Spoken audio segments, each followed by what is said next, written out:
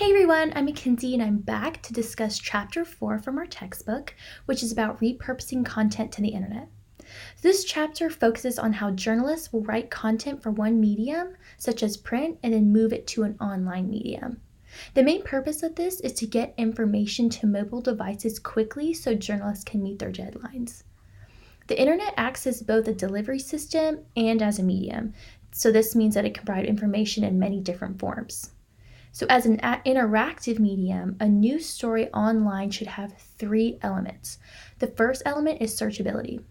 This means that journalists need to put the 5 W's that I talked about in my first video in their stories and headlines to create SEOs, which will boost their stories to the front page of search engines such as Google, Yahoo, Bing, stuff like that. The second element is scannability. So readers tend to use the internet to get their information quickly, so they need to be able to scan the story and get the gist of it just by reading it pretty quick. So writing your story in small chunks or small paragraphs can help with this. And what has evolved from this is called print casting, which is a mix of broadcast and print with added features. The third element is linkability, which is linking your information, pictures, or infographics to where the reader can get more information. So links should be the job of the reporter. They should be specific and they should warn the readers that when clicking them, it will take them to a separate web page. I'm now going to transition a little bit to talk about the condensed news cycle. So since news is more online oriented, journalists have to figure out new ways to make corrections and updates to their story.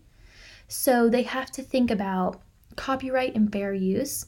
As journalists, we have the right to gather information via online sources to get the correct information for our stories. Although we can get in trouble with this when using information in the wrong way. If a journalist gets sued, the U.S. Copyright Office looks for four things.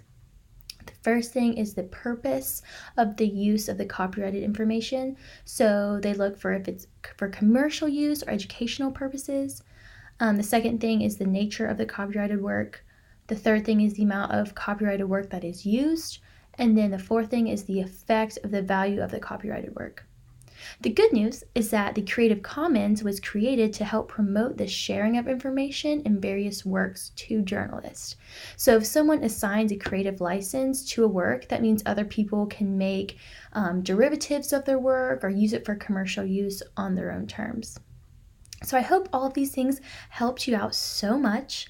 This is Vlog 3, Chapter 4, Mackenzie Hamby for Converge News Production.